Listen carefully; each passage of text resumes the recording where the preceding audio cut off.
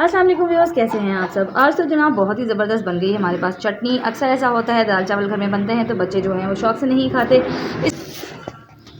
इस चटनी को ज़रूर बना के ट्राई कीजिएगा, रेसिपी को ज़रूर फॉलो कीजिएगा स्टेप बाय स्टेप, और मुझे दुआ में ज़रूर याद रखिएगा। इसी दौरान चैनल पर नए हैं सब्सक्राइब कर दीजिएगा, वीडियो पसंद आए तो लाइक कर दीजिएगा। तो चलिए वीडियो को स्टार्ट करते हैं। बिस्मिल्लाह, वीडियो को स्टार्ट कर लेते हैं। यहाँ मैंने ले लिए हैं आधा किलो टमाटर। आधा किलो में मेरे पास 6 बड़े बड़े टमाटर आए हैं, और इसके साथ मैंने यहाँ ले ली हैं 4 अदद मैंने हरी मिर्ची ले ली है, और 6 अदद जवे मैंने लहसुन के ले लिए हैं। अब हमने करना क्या है इसके साथ, बहुत ही ईजी और आसान रेसिपी है, बस थोड़ी सी कुछ टेक्निक्स हैं वो आपको ज़रूर इसके अंदर फॉलो करनी है। यहाँ मैंने ले लिया है 1 अदद पैन के अंदर हम शामिल करेंगे थोड़ा सा तेल, तकरीबन 3 टेबल स्पून हमने इसमें तेल शामिल करना है। बहुत ज़्यादा तेल शामिल करने की ज़रूरत नहीं। अगर आप घी शामिल करना चाहते हैं तो 100 बिस्मिल्लाह, घी से इसका टेस्ट और ज़्यादा बढ़ जाएगा। अब जो हमारे टमाटर हैं, साबुत जो हमारे टमाटर हैं, इनको हमने क्या करना है कि बीच में से कट लगा देना है, यानी कुछ इस तरह से 2 टुकड़ों में हमने इसको काट देना है। और हमने जो है वो इसको अपने पैन में इस तरह से तेल को स्प्रेड करते हुए इसको बिछाते जाना है। मैं अपने सारे टमाटर इसी तरह से कट कर लूँगी और इसमें बिछाती जाऊँगी। इनको हम इस तरह से सेट कर लेंगे अपने पैन में। इस तरह से करके मैंने सारे टमाटर अपने सेट कर लिए हैं इसके अंदर। और इसके बाद बारी आती है हमारी इसके बाद बारी आती है लहसुन की। तो लहसुन के जवे भी इसी तरह से हम जो है वो अपने पूरे पैन में इस तरह से फैला लेंगे।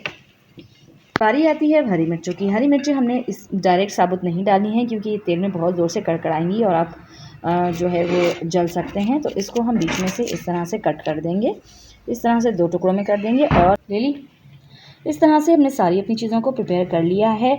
इसके ऊपर मैं शामिल करूँगी तकरीबन 1 चुटकी नमक हमने शामिल करना है, बहुत ज़्यादा नमक हमने शामिल नहीं करना है। और जनाब इसको अब मैं चढ़ाने लगी हूँ चूल्हे पे, और चलें किचन की तरफ चलते हैं। पैन को मैंने चूल्हे पे चढ़ा दिया है और फ्लेम को मैंने ऑन कर दिया है। अब इसमें मैं ढक्कन लगाने लगी हूँ, और तकरीबन 5 से 10 मिनट इसको मैं ढक्कन लगाने लगी हूँ, और तकरीबन 5 से 6 मिनट बाद हम इसको खोलेंगे और हम नेक्स्ट स्टेप करेंगे।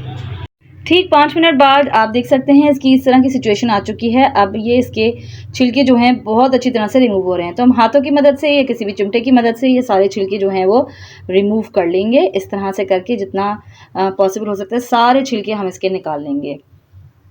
जो है मैंने रिमूव कर लिए हैं। अब हमने करना क्या है, फ्लेम तो ऑलरेडी ऑफ़ कर दी थी मैंने। अब किसी भी मैशर की मदद से या चम्मच की मदद से हमने इनको अच्छी तरह से मैश कर लेना है। जितने भी टमाटर हैं, हरी मिर्ची हैं, और जो हमारा लहसुन है उसको बहुत अच्छी तरह से मैश करना है। चाहें तो बेशक बहुत अच्छी तरह से मैश ना करें, क्योंकि ये थोड़ी सी दरदरी होती है तो ये बहुत ज़्यादा टेस्टी लगती है। इस तरह से करके ये देख सकते हैं आप, ये सारा पल्प जो है वो टमाटर का निकल रहा है, और सारे जो टमाटर हैं वो अच्छी तरह से मैश होते जा रहे हैं।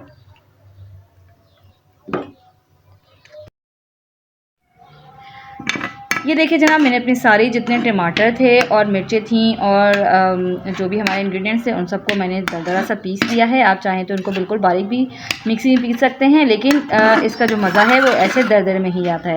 कुछ मज़ीद चीज़ें इसके अंदर ऐड करेंगे। मैंने ले लिया था 1 अदद प्याज, उसको मैंने बिल्कुल बारीक चॉप कर लिया है, वो मैं इसके अंदर शामिल कर दूँगी।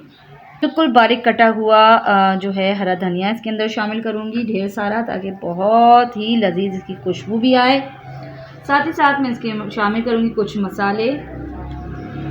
हाफ़ टी स्पून मैं इसके अंदर शामिल करूँगी भुना कुटा ज़ीरा, और तकरीबन हाफ़ ही टीस्पून इसके अंदर शामिल करूँगी काली मिर्ची। बस अब हमें कुछ नहीं करना, इसको बहुत अच्छी तरह से सारे इंग्रेडिएंट्स को मिक्स करेंगे, और ये हमारी ज़बरदस्त चटनी तैयार हो चुकी है। इतनी लजीज होती है ये, इतनी मज़ेदार, इतनी ज़बरदस्त कि आप जो है एक दफ़ा इसे बनाएंगे और बार बार जो है आपका दिल चाहेगा इसको बनाने को।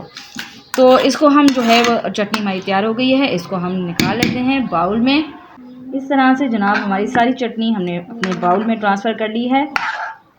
बहुत ही ज़बरदस्त, बहुत ही लजीज, बहुत ही मज़ेदार और बहुत ही कम वक्त में तैयार होने वाली ये चटनी है। आपने इसे ज़रूर ट्राई करना है, और मुझे ज़रूर इसका फ़ीडबैक दीजिएगा कि आपको ये चटनी कैसी लगी।